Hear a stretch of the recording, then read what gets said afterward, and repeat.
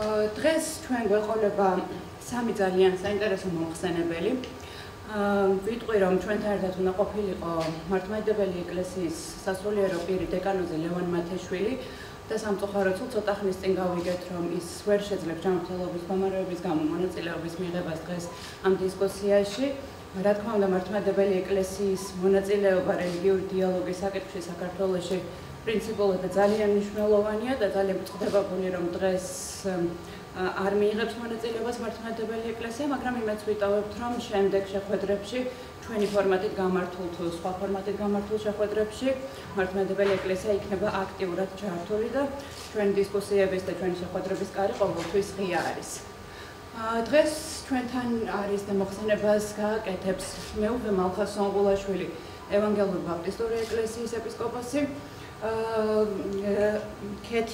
ქეთევან ჩაჩავა, განვითარებისა და დემოკრატიის ცენტრის დირექტორი, რომელიც წარმოგვიდგენს ძალიან საინტერესო პროექტებს, რომელსაც პირადად ის და მისი ორგანიზაცია რელიგიურ გაერთიანებებთან თანამშრომლობით ახორციელებს საქართველოში და ბექამ ინდიაშვილი არის ახალ დამთავრებთან არსებული ტოლერანტობის ცენტრის ხელმძღვანელი.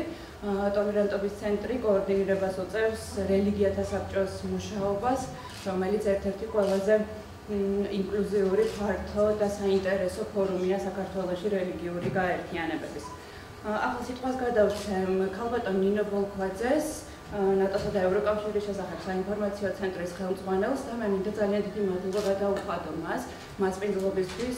ჩვენი ცენტრის შესახებ გეტყვით ორიოდე სიტყვას და იმას თუ რატომ ვანიჭებთ ამ თემებს ძალიან დიდ მნიშვნელობას. მოგეხსენებათ ნატოს და ევროკავშირის შესახებ საინფორმაციო ცენტრის მთავარი მისია გახლავთ ამ ორი ორგანიზაციის შესახებ, ნატოს და ევროკავშირის შესახებ, საქართველოს მოსახლეობაში ინფორმაციის გავრცელება და ასევე მოსახლეობისთვის გასაგებ ენაზე იმ მესიჯების მიწოდება თუ რატომ არის საქართველოსთვის მნიშვნელოვანი ნატოსთან და ევროკავშირთან ურთიერთობა. ყველას მოგესალმებით სიფას მეგობრებო. მე ძალიან მიხარია რომ ფორმატში გათვალისწინებულია კითხვა-პასუხი, ამდენად მე ძირითადად კარგას შემოგთავაზებთ ამ მოხსენებისა და იმედი გვაქვს რომ კითხვა-პასუხის რეჟიმში შევძლებთ ზოგიერთი დეტალით შევსებას და ხორცშესხმას ამ პრეზენტაციისა.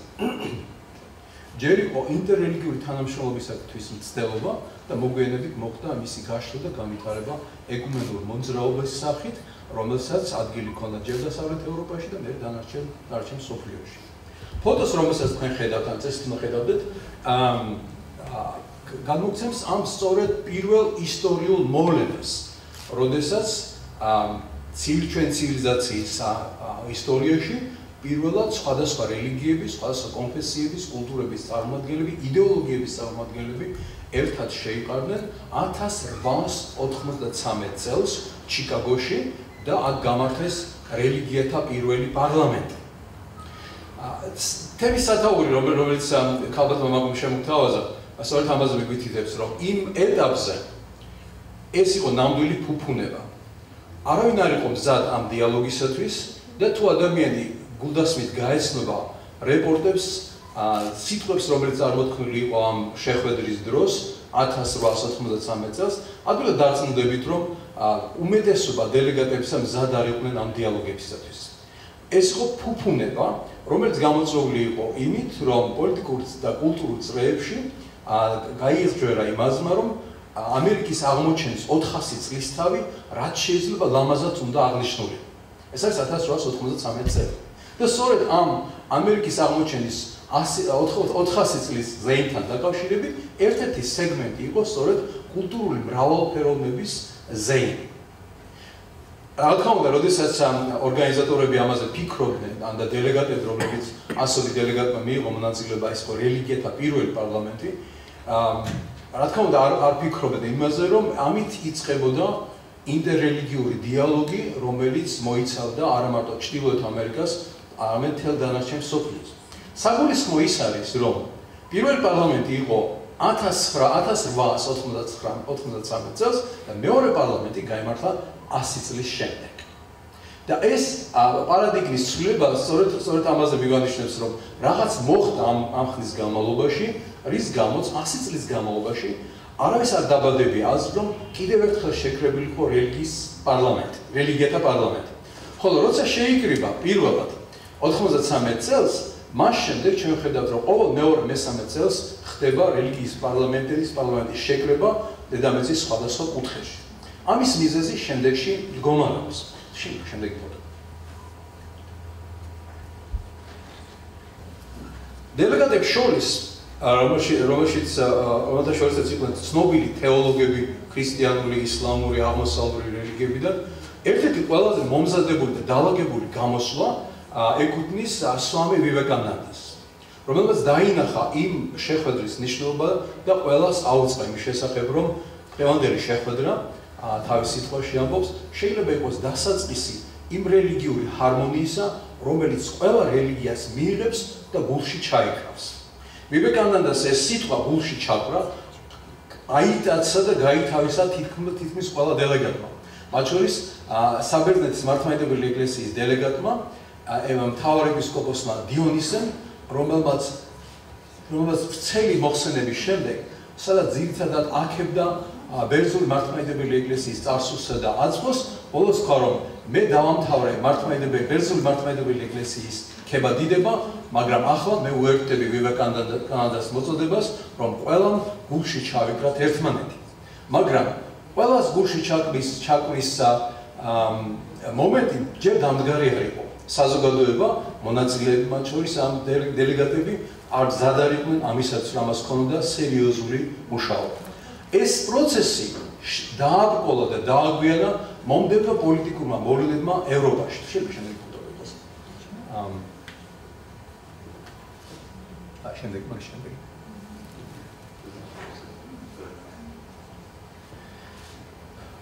პირველ მსოფლიო ომმა და მეორე მსოფლიო ომმა გამოიწვია ამ პროცესის არა მარტო შენელება, არამედ შეჩერებაც კი. პირველი ორი მსოფლიო ომის შემდეგ აღმოჩნდა, რომ ჯერ რელიგიათა შორის დიალოგზე ლაპარაკი შორს იყო, ვიდრე ქრისტიანული კულტურები და ქრისტიანული ეკლესიები თვითონ არ მოაგვარებენ მათ შორის არსებულ პრობლემებს. სწორედ პირველი და მეორე მსოფლიო ომების შემდეგ დღის წესრიგში დადგა, რომ ქრისტიანულ თეოლოგებს დასავლეთ ევროპაში, დასავლეთში ზოგადად epikrat და გაეკეთებინათ ანალიზი იმაზე, რაც მოხდა მე-20 საუკუნეში. და მოხდა ის, რომ ქრისტიანული სახელმწიფოები დაერინენ ერთმანეთს, სახელმწიფოები, რომლებიც მანამდე თავს ქრისტიანებად ასახებდნენ, დაერინენ ერთმანეთს და შედეგად დატოვეს მილიონობით მსხვერპლი, მილიონობით ადამიანის სიცოცხლე შეეწირა ამ ბრძოლას. ქრისტიანულმა თეოლოგებმა დაიწყეს ფიქრი, რომ ამ საქმეში და განსაკუთრებით ჰოლოკოსტში, რომელიც ებრაელების განადგურებას ნიშნავდა 6 მილიონი ადამიანისა, წვლილი იყო ქრისტიანული თეოლოგიისა, ქრისტიანული კულტურებისა და ქრისტიანული ეკლესიებისა.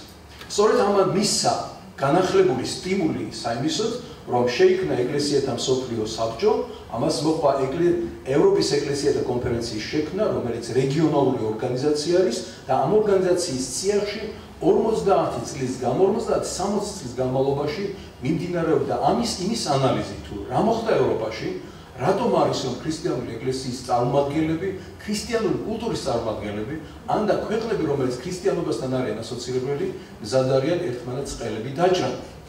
დაიდო უამრავი დოკუმენტი, რომელთა შორისაც ერთ-ერთი ყველაზე შთამბეჭდავი არის ალბათ ქარტა ეკუმენიკა. თუ შეიძლება მე ქარტა ეკუმენიკას ეს არის შემდეგ.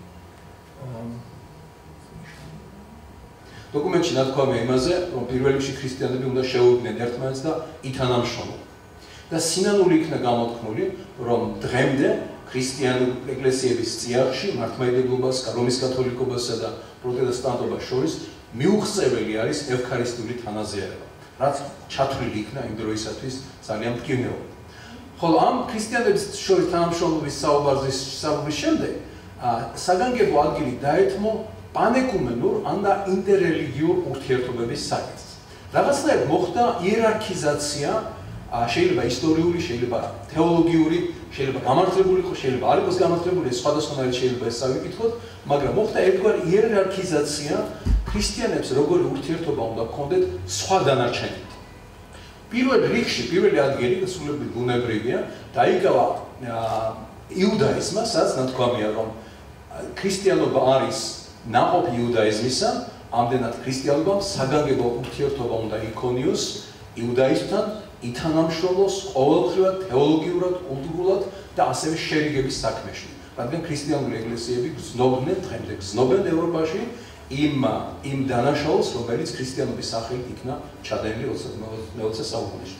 იერარქიულად მეორე ჯგუფი, რომელთანაც მიღებული იქნა ურთიერთობა, ეს არის ისლამი. ოღონდ თუ დავაკვირდებით ამ ტექსტს, სადაც ლაპარაკია იუდაიზმთან ურთიერთობაზე და ისლამთან ურთიერთობაზე, აშკარად დავინახავთ, რომ ისლამთან დაკავშირებით ნაკლები ხალისი არის გამოხატული.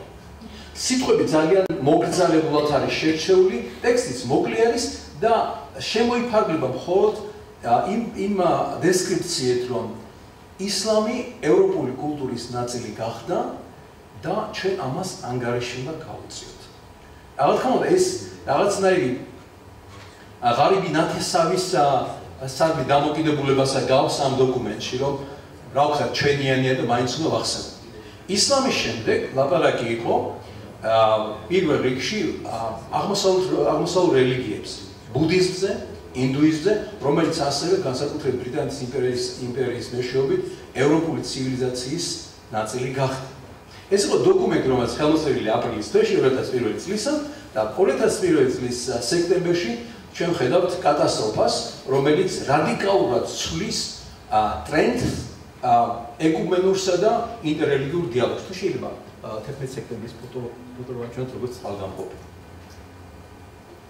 11 სექტემბერს მე მომდიოდი შეერთებული შტატებიდან, გზაში ვიყავი, როცა ევროპაში მოვიდეთ ბრიტანეთში, ჩამოვედი ბრიტანეთში, ბრიტანეთიდან წავედი გერმანიაში, საღამოს ვიყავი გერმანიაში და როდესაც მივედი სასტუმროში, დაღლილი, დაქანცული, ჩავხდე ტელევიზორი და ნახე ეს კატასტროფა, რომელსაც თვალის ვერ ვიჯერებდი, მეგონა რაღაც ფილმს უყურებდი. მეორე დილას რომ გამოვიდი, მქონდა ქრისტიან ლიდერებთან შეხვედრა, რომელიც ყველანი ამბობდნენ, რომ დღეს ამას იქით ევროპა ის აღარ იქნება, რაც იყო. მაგრამ ზოგი ჭირი მარგებელია ხო, გაგიგიათ ანდაზა. ამ ამბავმა გამოიწვია ის, რომ ამ ისლამისადმი დამოკიდებულება, როგორც ღარიბი ნათესავისა, ევროპაში შეიცვალა. ევროპელი თეოლოგები, ევროპელი ქრისტიანული ეკლესიის წინასწარი იძულებული გახდნენ ისლამისათვის სერიოზული ყურადღება დაეთმოთ. ეს იყო ორმხრივი დაინტერესება. ერთის მხრივ გაჩნდა ინტერესი შეერთებულ შტატებში და დასავლეთ ევროპაში, რას წარმოადგენს ისლამი, რომლის სახელითაც მოხდა ამ ჩვენს თაობაში, ჩვენს ეპოქაში უპრეცედენტო კატასტროფა. ინტერესი გაჩნდა თავდაპირველად თეოლოგიურ წრეებში, როგორ შეიძლებოდა დიალოგის დაწყება, მაგრამ საინტერესო ის არის, რომ დიალოგისათვის ხელი გამოიწოდა თავად ისლამი. 2007 წელს ჩვენ გვაქვს ფოტო გვაქვს მისი რა ქვია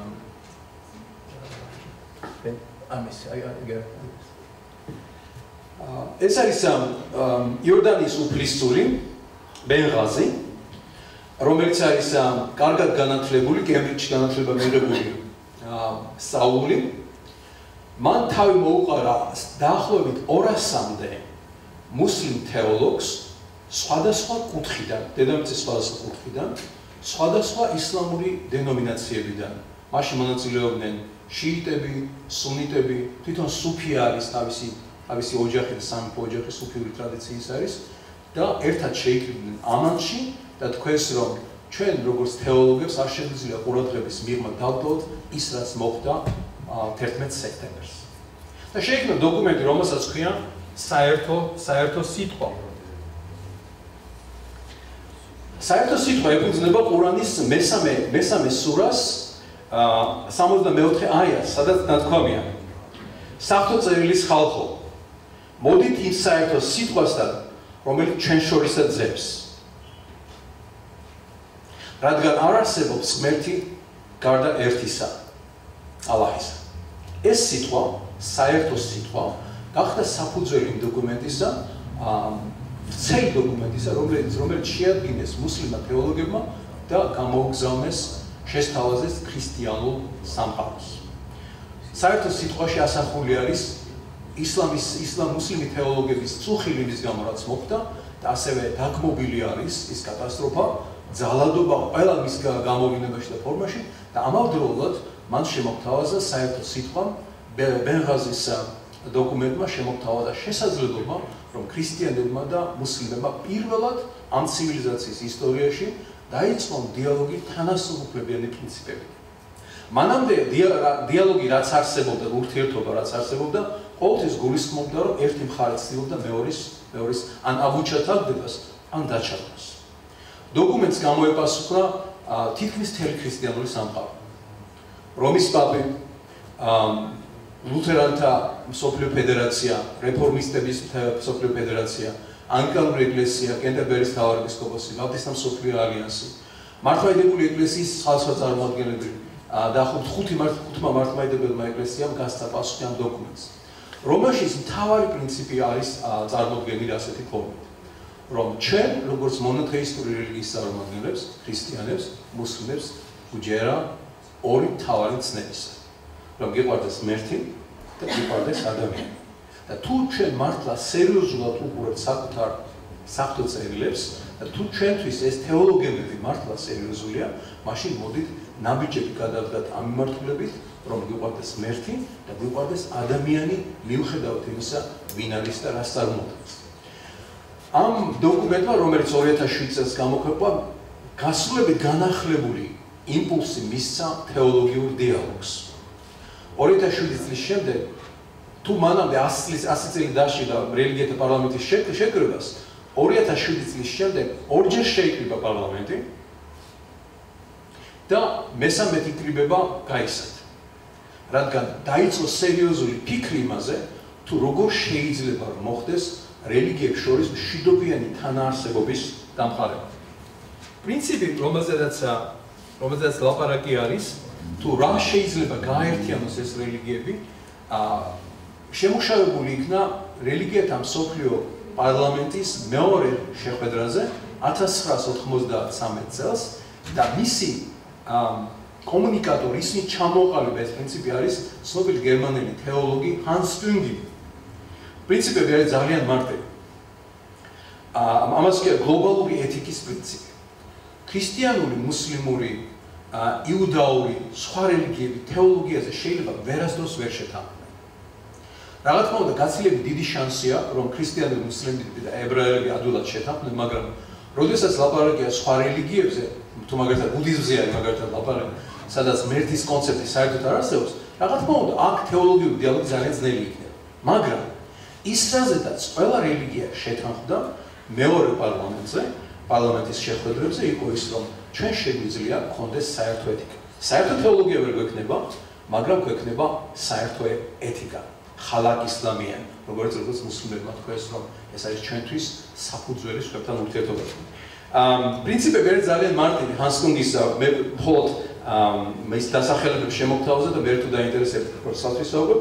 ეს არის, რომ პირველი პრინციპი გლობალური ეთიკის არაძალადობა, მეორე პრინციპი სამართლიანობა, მესამე პრინციპი ტოლერანტობა და მეოთხე პრინციპი თანასწორობა.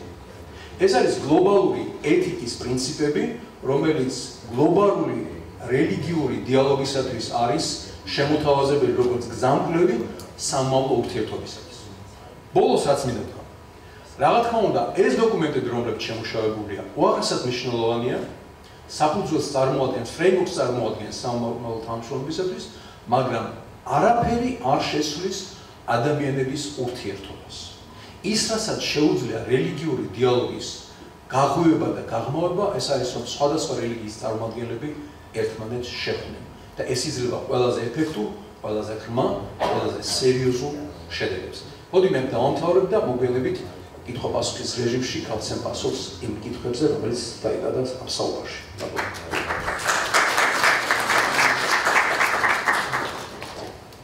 დიდი მადლობა მეუფე მალხაზ ძალიან საინტერესო მოხსენებისთვის. ალბათ მე დისკუსიის დროს იქნება საშუალება, რომ ვისაუბროთ ასეთ საერთაშორისო დიალოგში რამდენად მნიშვნელოვანია საქართველოს მონაწილეობა, საქართველოს რელიგიური გაერთიანებების მონაწილეობა, როგორც საერთაშორისო საზოგადოებისთვის, ისე პირველ რიგში, რა თქმა უნდა, საქართველოსთვის. ახლა შინაარსობრივად ალბათ გაგრძელდება, რადგან საერთაშორისო კონტექსტზე იყო საუბარი. რა როლი შეიძლება ქონდეს სამოქალაქო საზოგადოებას, არასამთავრობო ორგანიზაციებს რელიგიური დიალოგის ხელშეწყობის საქმეში. სწორედ ამ მიმართულებით ისაუბრებს ქალბატონი ქეთევანი ჩაჩავა, განვითარებისა და დემოკრატიის ცენტრის ხელმძღვანელი და მოგვიყვება იმ საინტერესო ვიზიტებზე, რომელიც საქართველოს დასავლურ ინტეგრაციას შეიძლება მნიშვნელოვნად უწყობდეს ხელს და დაგვეთანხმებით ალბათ, რომ მართლმადიდებელი ეკლესიის როლი, რომელიც ძალიან დიდი ავტორიტეტით სარგებლობს საქართველოში, სწორედ ინტეგრაციის ხელშეწყობის საქმეში ძალიან მნიშვნელოვანია. ძალიან დიდი მადლობა. მოგესალმებით პირველ რიგში დამცრე საზოგადოებას. მოგეხსენებათ, რომ საქართველოს მართლმადიდებელი ეკლესიას აქვს ძალიან დიდი და მოცულობითი საგანმანათლებლო სისტემა, რომელიც რეალურად მოიცავს როგორც სკოლებს, გიმნაზიებს, უმაღლეს სასწავლებლებს. ჩვენ დავიწყეთ სკოლებთან ურთიერთობით, დავიწყეთ მშობლო მასწავლებლებთან, მოსწავლეებთან, სასულიერო პირებთან და მიზანი, ასე ვთქვათ, ჩვენი შეხვედრებისა იყო სწორედ ევროატლანტიკური ინტეგრაცია, ასოცირების ხელშეკრულება, ვინაიდან მოგეხსენებათ, რომ ეს არის უზარმაზარი დოკუმენტი, რომელიც რომელიც განხორციელება და საქართველოს ჩვენის მხრივ ავიღეთ ვალდებულება და ეს არ არის ვალდებულება მხოლოდ რომელიმე ხელისუფალის, ან რომელიმე უწყების, ან რომელიმე ქვეუწყების, ან რომელიმე სახელმწიფო მინისტრის აპარატის, ეს არის რეალურად საზოგადოების და ქვეყნის მიერ განსახორციელებელი, საკმაოდ მნიშვნელოვანი და ფაქტობრივად შეიძლება ითქვას ერთ-ერთი პირველი წერილობითი განვითარების სტრატეგია, რომელიც ვიცით, ასე ვთქვათ, ამის განხორციელებით სადაც მივალთ. და შესაბამისად ალბათ არავის არ გვექნება იმის ილუზიაც, რომ ადამიანები, მოქალაქეები, თუ რელიგიური ლიდერები, თუ მასწავლებლები ამ 1000 გვერდიან დოკუმენტს ჩაუჯდებიან, დავაანალიზებთ და ასე ვთქვათ, ღრმა სიღრმისეული ანალიზი გვექნება, ხო? ეს რა თქმა უნდა, ასევე ბადებდა იმ საშიშროებას, რაც რეალურად რუსულ პროპაგანდას მოყვებოდა შე შემთხვევებში და შესაბამისად, როცა არ იცი რაღაც, ძალიან მარტივია, ასე ვთქვათ, სწორედ პროპაგანდა მიმუშაოს. ჩვენი პირველი ნაბიჯები სწორედ აქედან დაიწყო, მე არ შემიძლია, რა თქმა უნდა, არ აღნიშნო ნატოს და ევროკავშირის საინფორმაციო ცენტრის ჩართულობა, გიორგი ახსენეს არაერთგზის და არაერთგზის ნავახსენოთ ნამდვილად, იმიტომ რომ გიორგი, მე, ნინო, სხვადასხვა ფორმატებში, სხვადასხვა დროს, ასე ვთქვათ, ვიყავით ჩართულები. ნინო რამოდენიმე წელი ძალიან აქტიურად ვიჭერდა მხარს როგორც დონორი, ვინაიდან მოგესალმებით ის იყო ნიდერლანდების სამეფო საელჩოს წარმომადგენელი, გიორგი ჯერ, ასე ვთქვათ, სხვა ფორმატში, მე სიდიდიში, მე ხა უკვე ნატოს და ევროკავშირის საინფორმაციო ცენტრში, მეც ჯერ სიდიდიში, მე ნატოს და ევროკავშირის საინფორმაციო ცენტრის ხელმძღვანელის პოზიციიდან მე ისევ სიდიდიში, მაგრამ ამ შემთხვევაში მნიშვნელობა არ ქონდა სათაურებს, ალბათ აქ მნიშვნელოვანი იყო ის ერთობა და ის რაღაცნაირი ხედვა, რომ ინფორმირებულობა იყო ამომავალი წერტილი. სწორედ მრგვალი მაგიდების ფორმატს მოყვა უკვე რამოდენიმე დღიანი გასვლითი ტრენინგები, საკმაოდ ფართომასშტაბიანი, სადაც ისევ მოგახსენეთ მონაწილეობდნენ როგორც აპატრიარქოს განათლების სივრცეში და სისტემაში დასაქმებული მასწავლებლები, პროფესორები, სტუდენტები, მოსწავლეები და ჩვენთვის ძალიან საამაყო და ძალიან სასიამოვნო განსხვავება იყო ალბათ ის მოლოდინისგან რეალობა. იმიტომ რომ იყო ძალიან დიდი ღიაობა, მზაობა მართლაც და ალბათ აქ მნიშვნელოვანი იყო რაღაც კუთხით ალბათ მიდგომაც და მეთოდიკაც.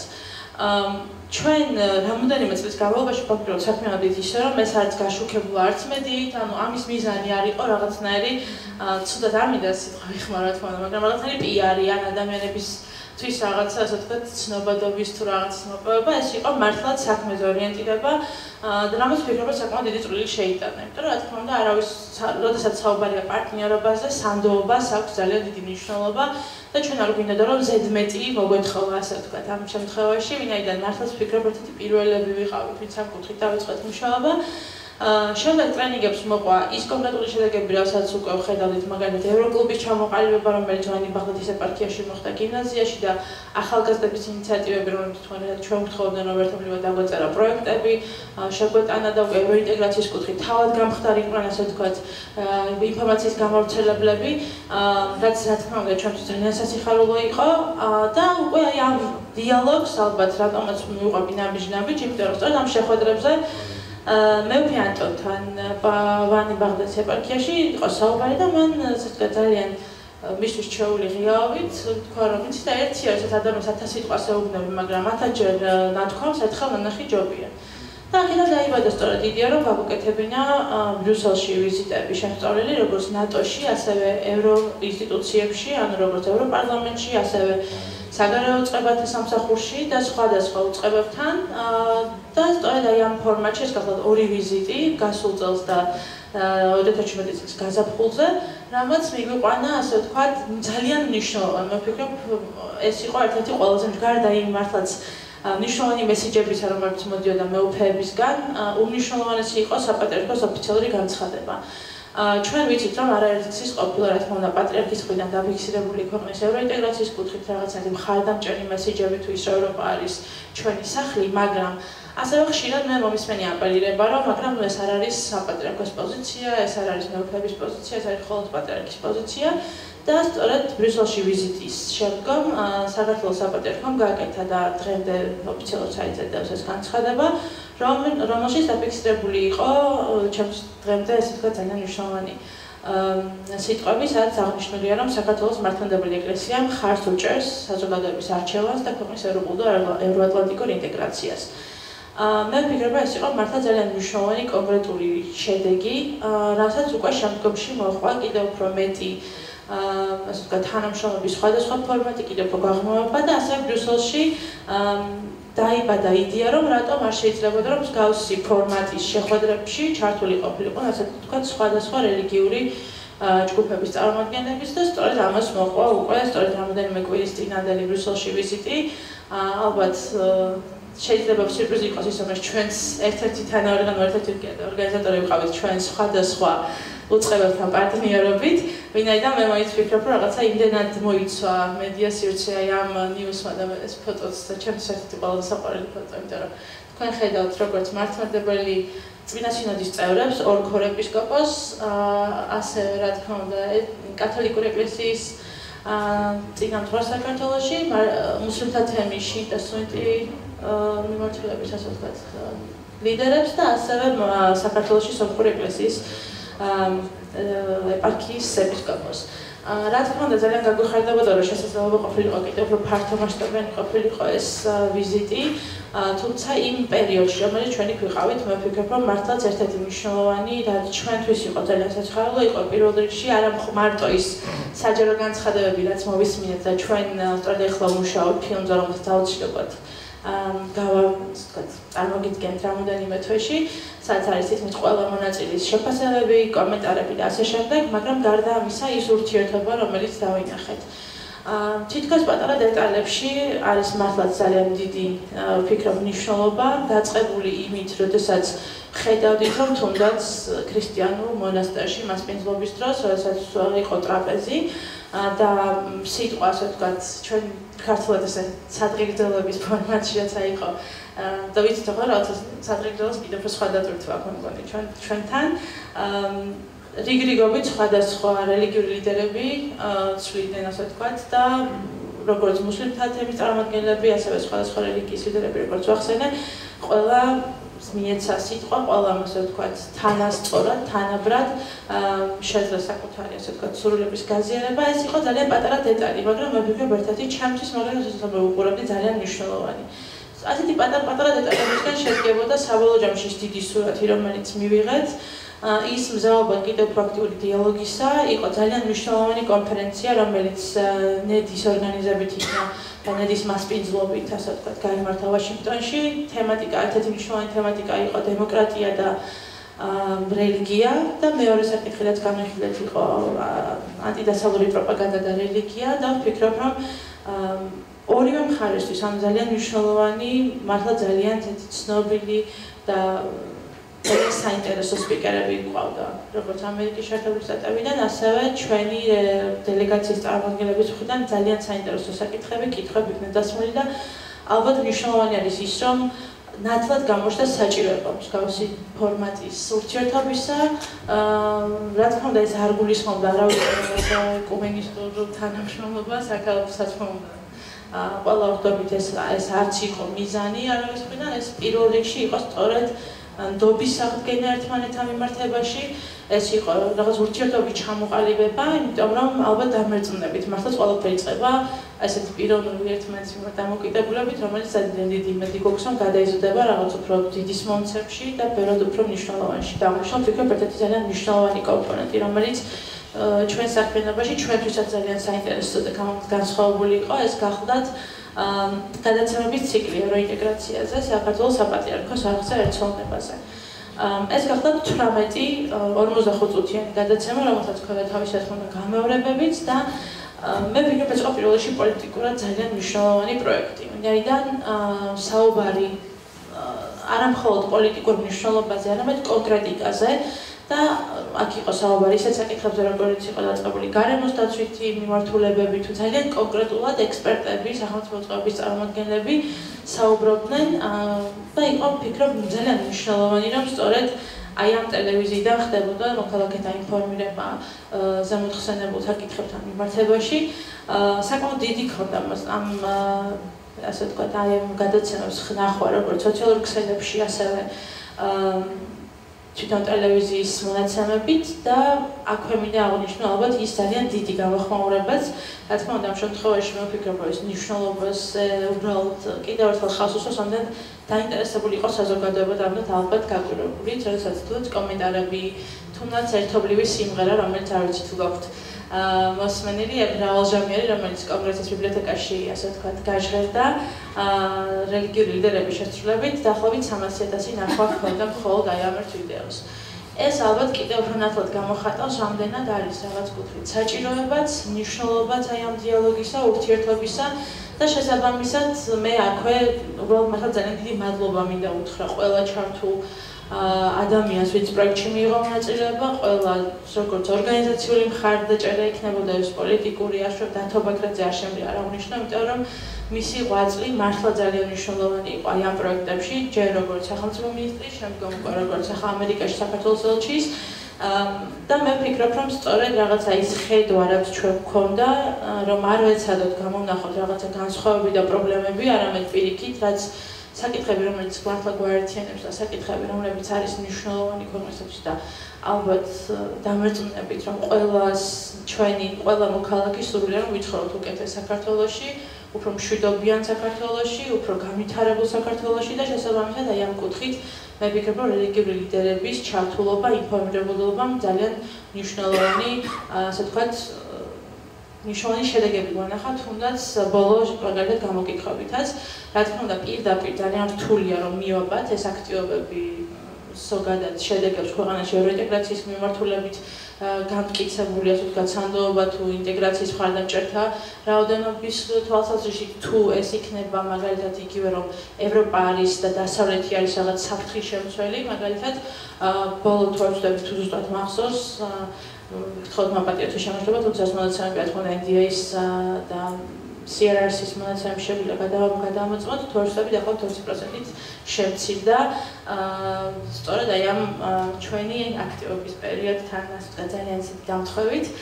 მე კიდევ ერთხელ აღვნიშნავ, რა თქმა უნდა, ვერ დავიბრალებთ, რომ ეს ყველაფერი იყო მართლა მარტო ჩვენი შედეგი, იმიტომ რომ მართლა ძალიან ბევრი სხვადასხვა ორგანიზაცია და ადამიანი თუ ფორმატი ცდილობს, რომ აი მიმართულებით ძალიან ბევრი რამ გაკეთდეს, მაგრამ მე ძალიან მართლა ამაყივა, რომ მოვახერხეთ ასეთი რაღაცნაირი ყოფილიყავით ასეთი მნიშვნელოვანი პროცესის მონაწილე და შესაბამისად, რა თქმა უნდა, მზად ვარ ღიაობისთვის, დიალოგისთვის, დიდი მადლობა ყველას კიდევ ერთხელ, რომ მოგეცა შესაძლებლობა ვიყოთ დღეს აქ და ვისაუბროთ აი ამ ჩვენს გამოცდილებაზე.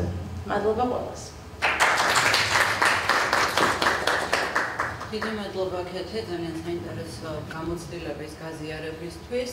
ახლა კი საქართველოში სხვა რელიგიური გაერთიანებები როგორ ახერხებენ თანამშრომლობას, საერთო ენის გამონახვას და რა მნიშვნელოვან საკითხებზე შეუძლიათ მათ დადგნენ ერთად და იყვნენ ერთსულოვანი. სწორედ ასეთი არის ახალ დამწყებთან არსებული რელიგიათა საბჭო და საბჭოს საქმიანობაზე ისაუბრებს ბატონი ბექამინდიაშვილი. 2005 წელს სახალხო დამცველის ოფისში შეიქმნა ტოლერანტობის ცენტრი და ამავდროულად ჩვენი საერთო ინიციატივა იყო მაშინდელი სახალხო დამცველისა და ტოლერანტობის ცენტრის, რომ შექმნილიყო ასევე ორი მნიშვნელოვანი ფორუმი, ერთი მხრივ რელიგიათა საბჭო, სადაც წარმოდგენილი იქნებოდა ყველა ჩვენი თვალსაჩინო რელიგიური გაერთიანება, საქართველოში არსებული რელიგიური გაერთიანება და მეორე მხრივ ეთნიკური უმცირესობების საბჭო. ჩვენ დავიწყეთ შეფასებული მუშაობა სხვა რელიგიურ გაერთიანებებთან და თავაზობდით მათ შემდეგ პირობას. ჩვენ არ დავახარისხებთ რელიგიებს ტრადიციის, მათი მიმდევრების რაოდენობის, მათი მნიშვნელობის, საზოგადოებაში აღქმული მნიშვნელობის მიხედვით. ჩვენ თავაზობთ თანასწორ უფლებიან ურთიერთობას რელიგიათა საბჭოში, სადაც თითო რელიგიურ გაერთიანებას ექნებოდა თითო ხმა. ამ წინადადებას პირველ ეტაპზე დათანხმდა 16 რელიგიურ გაერთიანება და 2005 წლის 21 ივნისს შეიქმნა რელიგიათა საბჭო, რომელსაც წინ უძღოდა საერთო დეკლარაციის გამოქვეყნება, რაც გულისხმობდა იმას, რომ რელიგიათა საბჭო იქნება საქართველოში არსებული რელიგიური შეუწყნარებლობის პრობლემების, რელიგიის თავისუფლების დაცვის პრობლემების გადასალახად და რელიგიის თავისუფლების დაცვის თავისუფლების დასაცავად. ჩვენ შევთავაზეთ თანამშრომლობა რელიგიათა საბჭოს ფორმატით საქართველოს მართლმადიდებელი ეკლესიასაც,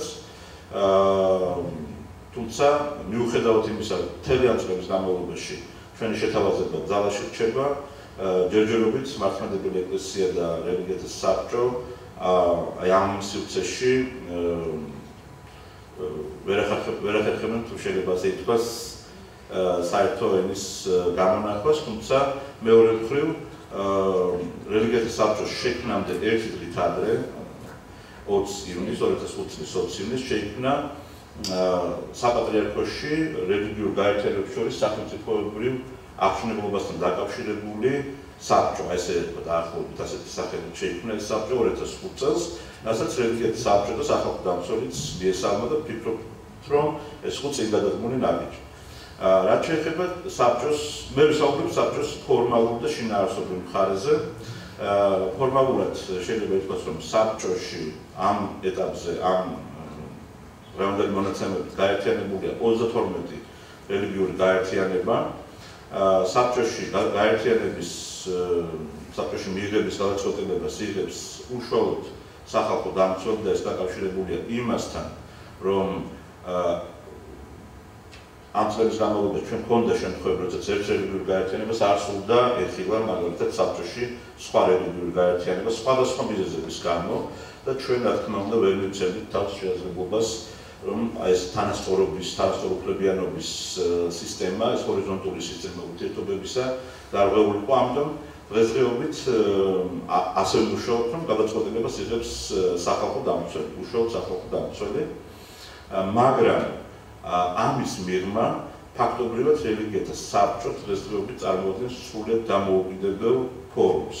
ის სრულიად დამოუკიდებლად იღებს გადაწყვეტილებებს ამა თუ იმ განცხადების გაკეთებასთან დაკავშირებით თუ ამა თუ იმ ნაბიჯის გადადგმის კუთხით, რაშიც სახალხო დამცველი არ ერევა და ბოლოს მიღებული წესდების, ერთი წლის წინ მიღებული წესდების თანახმად არც აქვს უფლება სახალხო დამცველს ჩაერიოს უშუალოდ სახალხო დამცველის მონაწილეობა ამ წესდების შემუშავებაში, არ აქვს სახალხო დამცველს უფლება ჩაერიოს იმ შემთხვევაში, თუ კი ესე თუ ის გადაწყვეტილება, ან ესე თუ ის განცხადება არ ეწინააღმდეგება, არ მოდის წინააღმდეგობაში პირდაპირ ადამიანის უფლებების კონცეფციასთან. რელიგიათა საბჭომ იმთავითვე დაიწყო მუშაობა, პირველ ეტაპზე დაიწყო მუშაობა იმ საერთო ხასიათობების შესახებ, რაც შეიძლება აერთიანებდეს სხვადასხვა რელიგიურ გაერთიანებებს ამ ფორუმში და 2009 წელს რელიგიათა საბჭომ მიიღო უაღრესად საინტერესო და შეიძლება ითქვას საქართველოს უნიკალური დოკუმენტი სოციალური კონცეფციის, რელიგიათა საბჭოს სოციალური კონცეფციის თეზისები, სადაც გამოხატულია რელიგიათა საბჭოს დამოკიდებულება ერთი მხრივ ლიბერალური დემოკრატიის მიმართ, ადამიანის უფლებების კონცეფციისადმი, საქართველოს განვითარების დასავლური კურსისადმი, ისეთი საკითხებზე, როგორც არის განათლება, სკოლისა და რელიგიის ურთიერთმიმართება, სახელმწიფოსა და რელიგიის ურთიერთმიმართების სისტემა და ასე შემდეგ. ეს იყო უაღრესად საინტერესო დოკუმენტი, რომლის საფუძველზე შემდგომ რელიგიათა საბჭო შეიმუშავა პირველი პირველი ნუსხა რეკომენდაციებისა, რომელთაც მიმართა სხვადასხვა სახელმწიფო უწყებებს. 2012 წელს გამოქვეყნდა ეს რეკომენდაციები და რეკომენდაციებში ასახული იყო უკლებრივ ყველა ის პრობლემა, რომელიც იმ პერიოდში არსებობდა რელიგიური გაერთიანების წინაშე და მოდიოდა წინააღმდეგობაში ეს პრობლემები მოდიოდა წინააღმდეგობაში როგორც თანასწორუფლებიანობასთან, ასევე კანონის უზენაესობასთან და ასევე რელიგიის თავისუფლების პრინციპების დაცვასთან.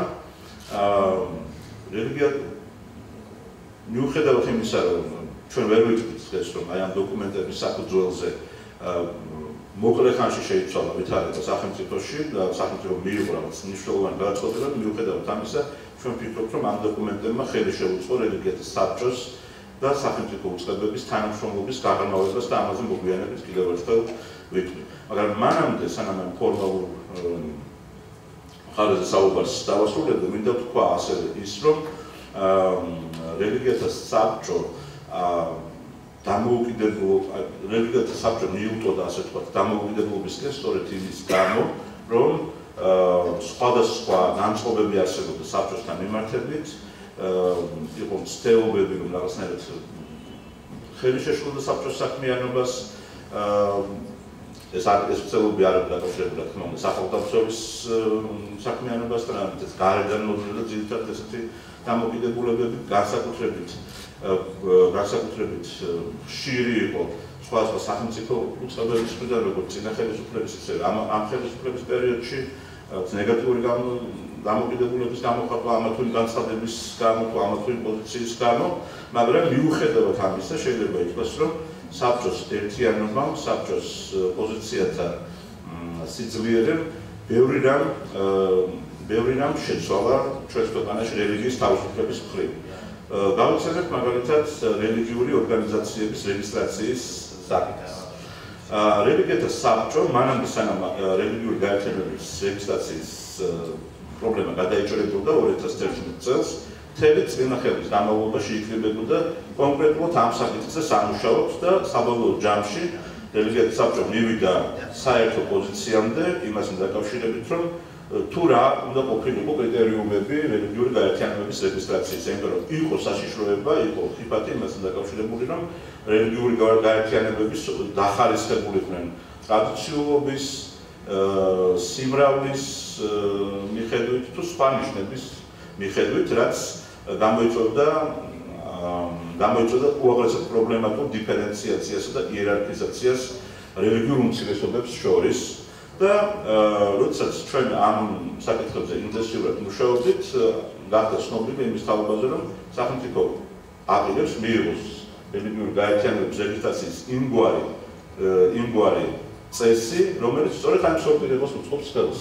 თავიდან საუბარი იყო მხოლოდ 4 რელიგიური გაერთიანების საჯარო სამართლის წესით რეგისტრაციის შესახებ. თუმცა რელიგიათა საბჭოს სასაფლაოდ უნდა ითქვას ის, რომ უშუალოდ ის რელიგიური გაერთიანებების, რომლებიც აი ამ წესის მიხედვით იქნებოდნენ პრივილეგირებულები, დასცნენ და მათ შესთავაზეს სახელმწიფოს პარლამენტს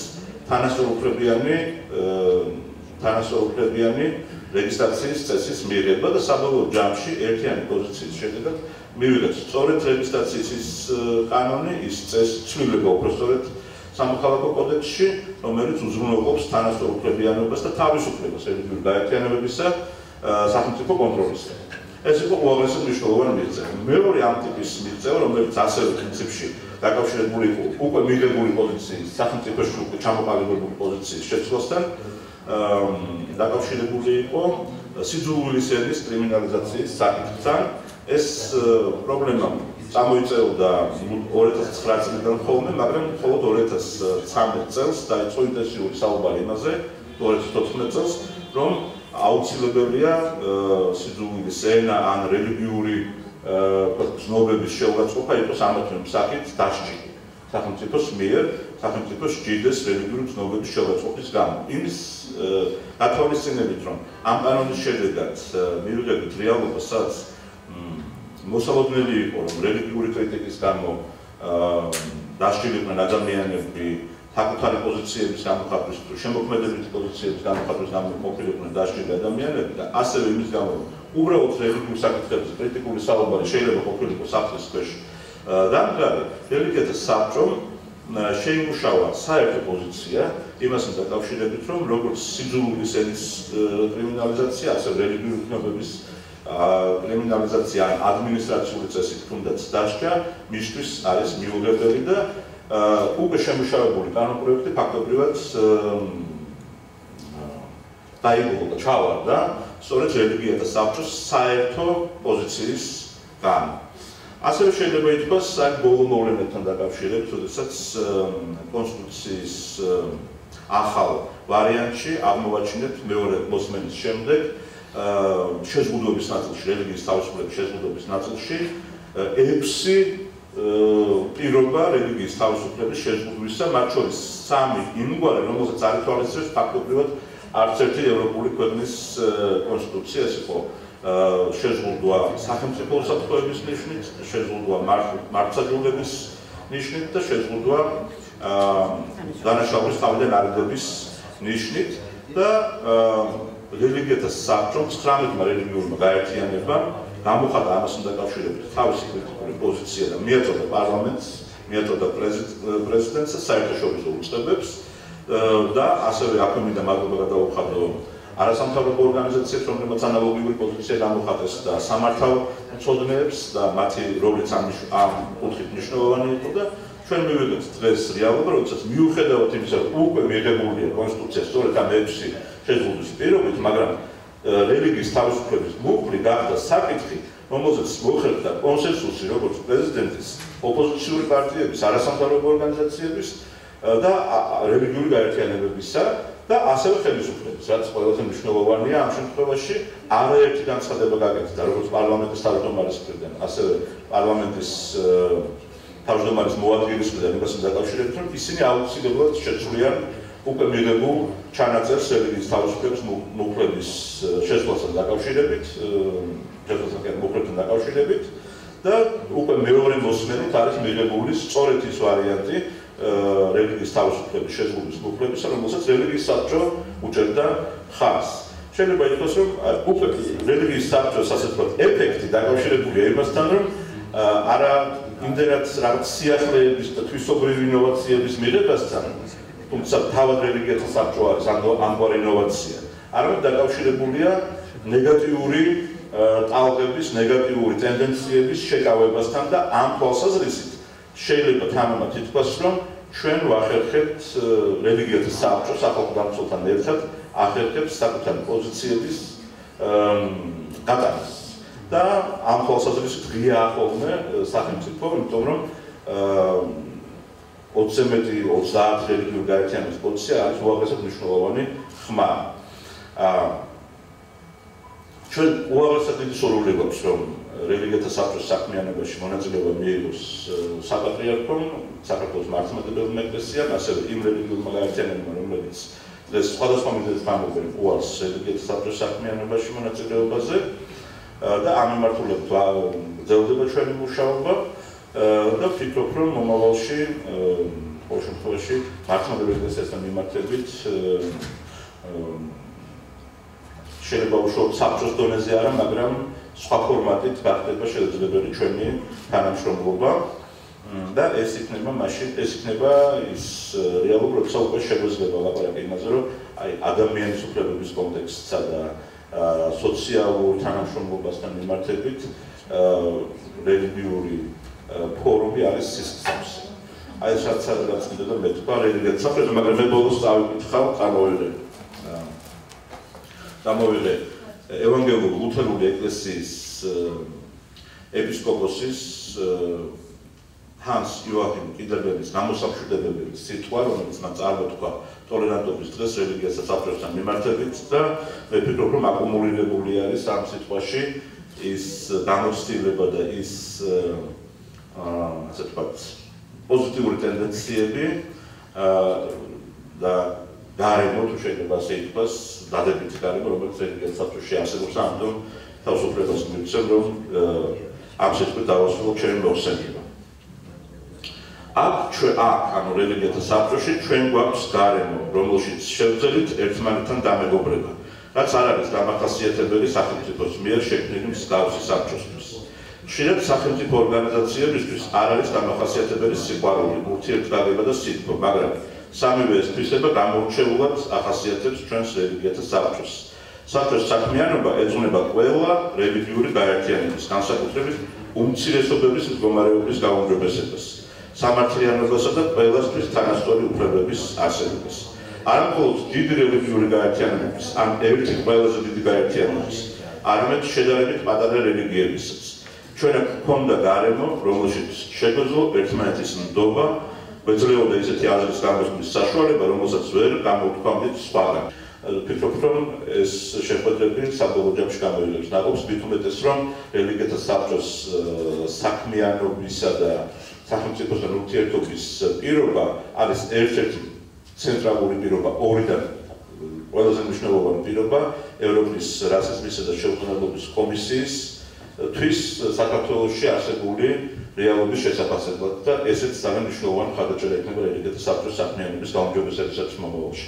მისი თანამშრომლობის სახელმწიფოსთან მისი თანამშრომლობის გაუმჯობესებას. დიდი მადლობა.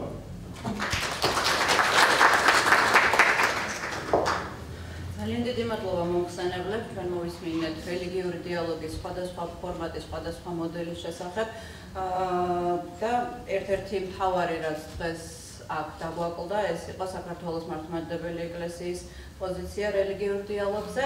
დღეს, როგორც გითხარით, დეკანოზი ლევან მათიშვილი უნდა ყოფილიყო ჩვენთან ერთად და ვინაიდან მან ვერ შეძლო მონაწილეობა, ის დაგვირდა, რომ წერილობით ფორმით გამოგვიგზავნის საკუთარი მოხსენებას ამ თემასთან დაკავშირებით. მართლმადიდებელი ეკლესიის როლის შესახებ საქართველოში რელიგიურ დიალოგზე და ჩვენ აუცილებლად უახლოეს დღეებში, როგორც კი გვექნება ეს ტექსტი, გამოვაქვეყნებთ ჩვენს ვებგვერდზე, ტოლერანტობის და მრავალფეროვნების ინსტიტუტის ვებგვერდზე. ახლა უნდა გადავიდეთ საინტერესო ცოცხალ ნაწილზე, დღევანდელი შეხვედრის კითხვა-პასუხზე, დიალოგსა და დისკუსიაზე. რაღაცნაირად ჩნდება ეჭვი იმის შესახებ, რომ თითქოს სულ რაღაც 3-4 რელიგიურ გაერთიანებას ეკითხებიან აზრს რელიგიური საკითხებთან მიმართებაში.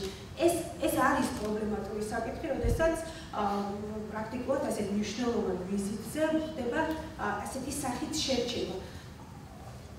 ეს არ არის მხოლოდ ჩემი ერთი კონკრეტული მოსაზრება, ამ აზრზე არის სხვა რელიგიური გაერთიანებების და დაახლოებით არ ვიცოდეთ ამის ჩამოთვლას, მაგრამ დაახლოებით ეს აზრი მოსწავლებს და მაინტერესებს აი რა პრინციპებთან გამომდინარე მოხდა თქვენი შეჩერება. დიდი მადლობა. თუ არის მსგავსი შინაარსის ამავე თემასთან მიტევი,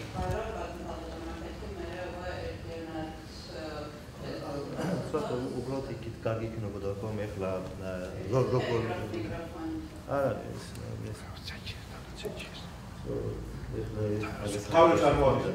აივან მადლობა კავკასიის სამართლებო და წარმატება კავკასიის მუსულთა სამართლებო.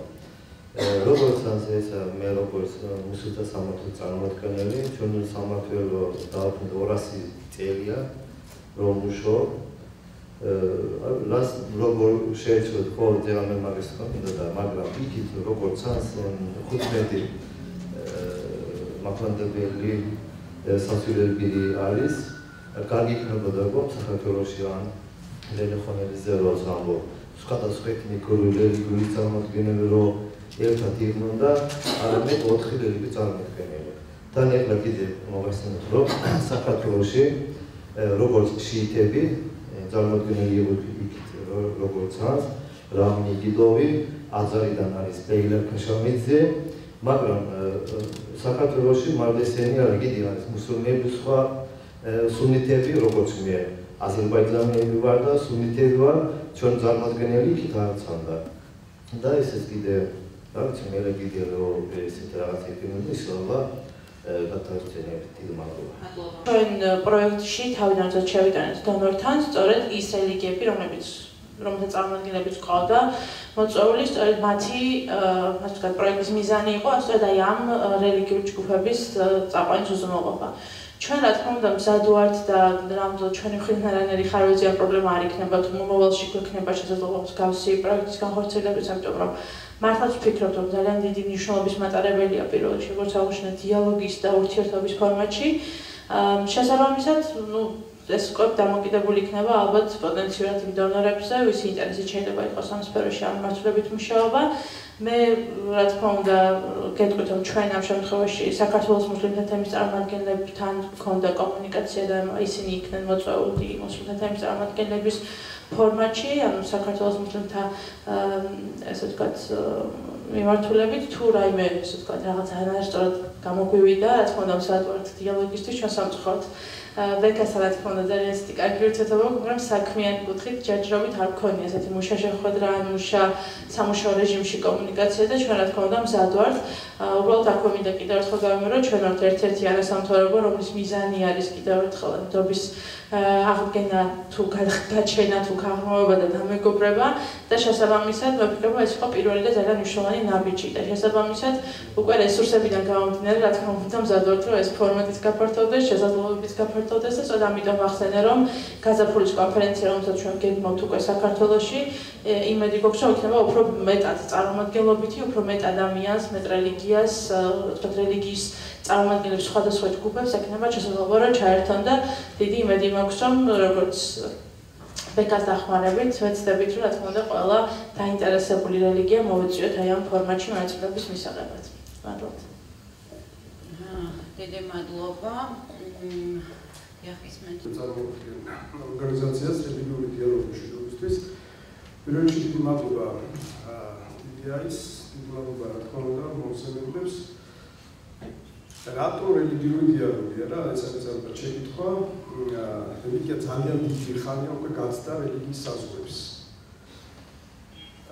რელიგიური ინსტიტუტები, რელიგიური ლიდერები ალბათ ამეთანხმებით, რომ აღარ კმაყოფილებიან რელიგიის უშუალოდ თეოლოგიის საკითხებზე მუშაობით.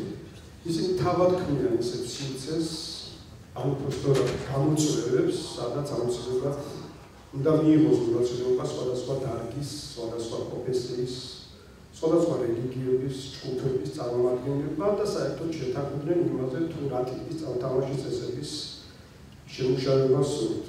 აი მე მექნებოდა ესეთი შეკითხვა, მე მალხასთან რომელმაც შესანიშნავად წარმოგვიდგინა ეს იდეა, რაზმის კონსერვატიული დიალოგი 21 საუკუნეში და ძალიან კარგად იყო ხაზგასმული, რომ შესაძლებელია უტოპიასაც წარმოადგენდეს თეოლოგიურ საკითხებზე შეთანხმება სხვადასხვა რელიგიებს შორის და არა ქრისტიანულ დენომინაციებს შორის უდევნოთ. მე უკვე მახაც აი როგორ ვფიქრობთ, სად შეიძლება რელიგიური დიალოგის როლი დავინახოთ სახელმწიფო უწყებებით სამოქალაქო საზოგადოების ჩართულობით. აი მაგალითისთვის ესეთ რამეს ვამბობთ, ეხლა ჩვენს რეალობაში ძალიან აქტუალური არის განათლების საკითხებზე. განსჯელობა ყველა მომისმინეთ სამწუხარო ამის შემდეგ, როგორც სახელმწიფო წარმომადგენლების, ასევე რელიგიური ინსტიტუტების რეაქცია. ისინი უკვე ფილატელე დაუყარავად საუბრობდნენ რელიგიის განათლების აუცილებლობაზე რა. ეს თითქოს მე ესე მგონია, რომ საკმაოდ კარგი მაგალითია იმის სათქმელად, რომ აი სახელმწიფო შეუძლია შექმნას რაღაც ინტერრელიგიული დიალოგის სივრცე და სხვადასხვა რელიგიის წარმომადგენლები ალაპარაკოს იმ ენაზე, რომელი ენაც სახელმწიფოს ინტერესებში, სტრატეგიებშიც შედის და ამავდროულად ესე ვთქვათ, მოინახოს სხვადასხვა რელიგიებს შორის ეს თანამშრომლობის ესე ვთქვათ პრაქტიკა. კიდევ სად და რა როლი აქვს სახელმწიფოს აი ამგვარი დიალოგის გაშეცმობისთვის და მეორე კითხვა სამოქალაქო ინსტიტუციებს. რა როლი აქვს ან სად შეიძლება დავინახოთ მათი როლი აი ასეთი თანამშრომლობის და რელიგიური დიალოგის სფეროში ძალიან დიდი მადლობა. პირველ რიგში რა თქმა უნდა გადამწყვეტი როლი არა გადამწყვეტი როლი ამ საქმეში ეკუთვნის განათლების სისტემა. ჯერ ზოგადად განათლებას ის სადაც ყველაზე მეტად გვიჭირს ამ ქვეყანაში და არ არსებობს საზოგადოების არც ერთი ფენა, სადაც განათლება არ გვიჭირდეს. მაგრამ რელიგიური განათლების სფეროში არის ძალიან ძიმე მდგომარეობა, ეს ალბათ თქვენმა ორგანიზაციამ ბევრად უკეთ იცის ვიდრე მე ეს. მე ვფიქრობ, რომ ძალიან მნიშვნელოვანი იქნება საერთოდ სახელმწიფოში იყოს იმისი განცდა, სახელმწიფოებრივი განცდა, იმისა, რომ სახელმწიფო არ უნდა იყოს არბიტრი არც ერთი რელიგიისა. რომ მას უნდა ქონდეს სულისკვეთება, რომელიც ყველა ადამიანს ღებულობს, არა რელიგიის, არა კულტურის, არა რასის, არა ეთნიკურობის, არა ლინგვისტური თავისუფლების გამო, არამედ გამო ეს არის მოქალაქე. ეს არის ძალიან მნიშვნელოვანი. ის სადაც ყველაზე მეტად მოგვეცარა ხელის, როგორც სახელმწიფოს, არის სწორედ ეს, რომ თანასწორუფლებიანობის სივრცის შექმნა, სადაც მუსლიმი ქართველი, აზერბაიჯანელი მოქალაქე თანასწორუფლებიან მოქალაქედ იგრძნობს თავს ამ ქვეყანაში. ჩვენ ცხოვრობთ გლობალიზებად სამყაროში. თუ მაგალითად 20-30 წლის წინათ სრულებით საკმარისი იქნებოდა, რომ სასკოლო განათლების სისტემაში ყოფილიყო ცოდნის მიწოდება და არა ინდოქტრინიზაცია რელიგიების შესახებ, რომელიც მოიცავს იმ რელიგიებს, რომელთანაც ქართულ კულტურას აქვს ორგანული შეხედვა. ეს არის იუდაიზმი, ეს არის ისლამი და ეს არის ქრისტიანობის სხვადასხვა გამოვლენა. მაგრამ ახლა, როდესაც საქმე გვაქვს გლობალურ სამყაროსთან, ურიგო არ იქნება და შეიძლება საჭიროც იყოს, რომ იყოს გაცილებით ფართე ცოდნა იმის შესახებ, რა ფენომენს წარმოადგენს რელიგია და როგორი ურთიერთობაზე, როგორ უნდა იყოს დაფუძნებული ურთიერთობა და დიალოგი. აქ ერთგვარი შიშის ტონალობა მომეცნად შეიძლება შემეშალა, რომ ეს ამერიკაში ვიზიტი ეს არის პანეკუმენური რამ მოგეშინიათ, ეს იყო მხოლოდ დიალოგი. პანეკუმენიზმი არის სწორედ დიალოგი, სხვა რუკეთ კი არის. ეს არის რომ ადამიანები ამბობენ, რომ ჩვენ ერთმანეთს ყველებს არ დავჭირთ, ჩვენ ერთმანეთს შეურაცხყოფას არ მივაყენებთ, ჩვენ ერთმანეთს პატივისცემისა და ღირსების დაცვის სივრცეში გავუცვლით ინფორმაციას იმის შესახებ, ჩვენ ვინა ვართ და მივიღებთ ინფორმაციას იმის შესახებ, თქვენ ვინა ხართ. ამ რელიგიის პარლამენტმა ერთ-ერთი ძალიან მნიშვნელოვანი რამ, რაც მოასწრო რომ გაეკეთებინა, მოასწრო როგორ 1893 წელს მუშაობს, რომ შეემუშავებინა პრინციპები, რაზე უნდა იყოს დაფუძნებული დიალოგი. და ეს პრინციპები არის უნივერსალური პრინციპები, გამოდგება რელიგიასთან მიმართებაში, გამოდგება სხვა კულტურებთან მიმართებაში. ამდენად მე მგონია, რომ საერთოდ სახელმწიფო დამოკიდებულება, პოლიტიკური ნება უნდა იყოს ასეთი, რომ ჩვენ ცხოვრობ გლობალურ სამყაროში, სადაც ჩვენ გვჭირდება პატივისცემა და დაფასება ყველას მიუხედავად ყველაფრის. მეორე მხრივ, რაც შეეხება სამოქალაქო საზოგადოებაში, არც აქ არ გვაქვს გადასარევი მდგომარეობა. რა თქმა უნდა, არსებობს თითებზე ჩამოსათვლელი ორგანიზაციები, რომელთაც ესმით ამ საკითხის სიმწორე, განსაკუთრებით, როდესაც ლაპარაკი არის სხვადასხვა რელიგიურ უმცირესობებთან მიმართებაში. მაგრამ უმეტესობისათვის ეს არის სრულებით უცნობი, ტერა ინკოგნიტა და საჭირო არის, რა თქმა უნდა, განათლების სისტემის ცდელობა იმისაც, რომ სინათლემ შეაღწიოს, ცოდნამ შეაღწიოს ამ სივრცეებში და შესაძლებელი იყოს დინჯი მშვიდი თანამსწორუფლებიანობაზე დაფუძნებული დიალოგი და თანამშრომლობა. პანეკუმენიზმი, ისე როგორც ეკუმენიზმი, არ გულისხმობს, რომ მოხდეს ყველას ერთ ჯამში ჩაყრა და ერთად ათქვეფა. პანეკუმენიზმი სწორედ იმას ნიშნავს, რომ ყველა რელიგია უნდა დააფასოს და პატივისცეს განსხვავებული რელიგიის ღირსებას. რადგან ფილოსოფია ასეთი არის, ჯერ კიდევ ვივეკანანდა ამბობდა, რომ ყველა რელიგია მიაღწია იმას, რომ დაინახა ღვთაებრიობა თავისი კუთხით, რომელიც შეიძლება ძვირფასი იყოს ყველასთვის. მე ძალიან ჩემს სუბოლო გამოცდილებას გაგიზიარეთ, ეხლა მე მგონი სადღაცაზე დიმიტრი ფირბალი, რომელიც წარმოადგენს საქართველოს ეზიტთა თემს და წარმოადგენს ამ მრავალფეროვნებას, რომელიც საქართველოში არის. ჩვენ გვჭირდება, რომ ამ მრავალფეროვნების შესახებ იცოდეს ყველა. და არ იყოს ცურწმენები და ცრუწარმოდგენები, რომლებიც ჩვენ გვაქვს სხვადასხვა და შემოვიდა კიდევაც. ამას სხვა რამეს არ გვაქვს საქართველოში, მაგრამ ეს არც კი მიფიქრია. რომ ჩვენ არ გქონდეს სრულწარმოდგენები ადამიანებზე და თემებზე, რომლის წინაშე ჩვენ ვიწევს ცხოვრება და მოღვაწეობა. და მე მგონია ორგანიზაციები, როგორც თქვენ წარმოადგენთ რელიგიების მშვიდობისათვის, ის ორგანიზაციები, რომლებიც ორგანიზატორები არიან დღევანდელი შეხვედრისა და სხვა მრავალი შეხვედრისა, თავიანთ სულს შეიტანენ იმაში, რომ ეს საზოგადოება დამშვიდდეს და დინჯ სოლიდურ აკადემიურ გარემოში და აკადემიური ტონალობით იყოს საუბარი ყველა მკითხველს საკითხზე. შეიძლება დავამატებდი ამ საკითხთან დაკავშირებით. რელიგიის საფრთხეშიც არაერთხელ განხილულა საკითხი იმის თაობაზე, თუ რა ფორმით შეიძლება იყოს წარმოქმნილი სკოლებში რელიგია და საბოლოო ჯამში ყველა ასეთი განხილვის შემდეგ რელიგიები თანხმდებიან იმაზე, რომ ამ ეტაპზე უმჯობესი ვარიანტი არის მორატორიუმი სკოლაში რელიგიის სწავლებაზე თუ რელიგიური ინსტიტუტების მონაწილეობაზე, რამდენადაც ეს არის დაკავშირებული პროფესიონალისთან და მეორე მხრივ ეს არის დაკავშირებული პროფესიონალიზმის ნაკლებობასთან, უბრალოდ შეიძლება იყოს სრულიად ყამერი მიწა არის ამ თვალსაზრისით. საგანმანათლებლო სისტემაში რელიგიების ცოდნის, შინაარსობრივი ცოდნის თვალსაზრისით და მეორე მხრივ ეს არის დაკავშირებული იმასთან, რომ უმეტესწილად მაინც კი არა ესია სამწუხაროდ და ეს უნდა ვაღიაროთ აუცილებლად, რომ შეუსაბამო მაინც განსაზღვრავს დღეს რელიგიური უმრავლესობის პოზიციებს უმცირესობებისადმი და აი ამ ორი პირობის გამო უმჯობესი იქნება თუ რელიგიები რაღაცნაირად თავს შეიკავებენ სასკოლო სივრცეში აქტიურ მონაწილეობას როგორც შინაარსობრივ, ასევე ფორმალურ თვალსაზრისით. აი ეს არის რელიგიების საბჭოს პოზიცია, იყო ერთთვაში აბანთ. მე სრულებით იზრდებთ ამ პოზიციას, მაგრამ რა თქმა უნდა ჩვენ დავიფიქროთ მომავალზე, რომ განათლება იყოს ყველა სფეროში, ეს რაღაცა მნიშვნელოვანია. მაგრამ ვიდრე ეს მომავალი დადგებოდეს, მე არ ვიცი ეს როდის დადგება, ილიას უნივერსიტეტი, საბას უნივერსიტეტი, სხვა უნივერსიტეტები რაღაცას აკეთებენ უკვე ამ მიმართულებით, რომ 5 წელიწადში, 10 წელიწადში ჩვენ გვეყოლება გარკვეული კადრი, რომელიც იქნება აკადემიურად მოციქული იმისათვის, რომ ნეიტრალურად მიკერძოების გარეშე, ინდოქტრინიზაციის გარეშე გაუზიაროს ინფორმაცია რელიგიების შესახებ.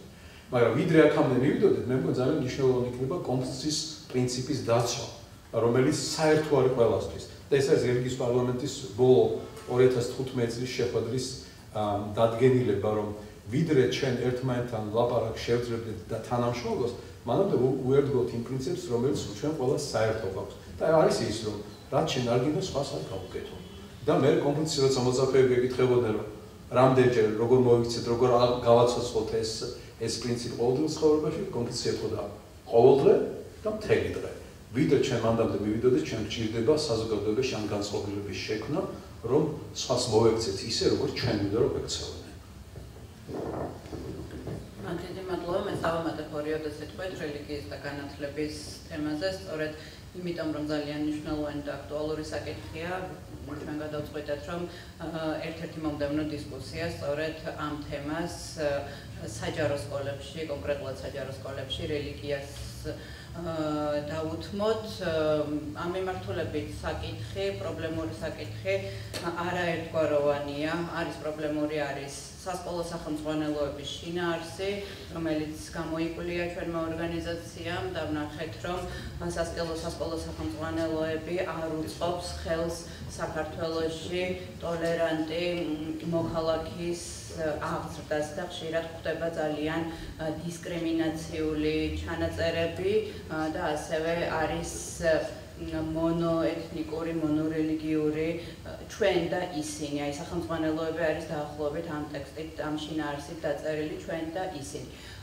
პრობლემური არის გარემო, სასკოლო გარემო და ჩვენი ორგანიზაცია სწავლობს ამ საკითხს და ამიტომ ჩვენ შეგვიძლია ვთქვათ, რომ ნამდვილად პრობლემური არის, მიუხედავად იმისა, რომ კანონი ზოგადი განათლების შესახებ კრძალავს საჯარო სკოლებში პროზელიტიზმის ინდოქტრინაციას, რელიგიური სიმბოლოების გამოფენას, პრაქტიკაში სამწუხაროდ კანონის იმპლემენტირება არ ხდება და რელიგიური ნეიტრალობა ძალიან ხშირად საჯარო სკოლებში არის დარღვეული და დავეთანხმები გამომსწროელებს კითხვის ავტორსაც და წარმოქმნილ მოსაზრებებს, რომ ერთ-ერთი უმნიშვნელოვანესი თემა არის განათლების საკითხი და რელიგიის და განათლების ურთიერთმემართება. შეიძლება დავაპატეთ პოსტმოდერნიზმში ჭეშმარიტების კრიტერიუმის არარსებობა ითვლება თვითონ კრიტერიუმად, მაგრამ მაინტერესებს თქვენი პოზიცია, მოსაზრება ამ სამ აბრამისევ რელიგიას შორის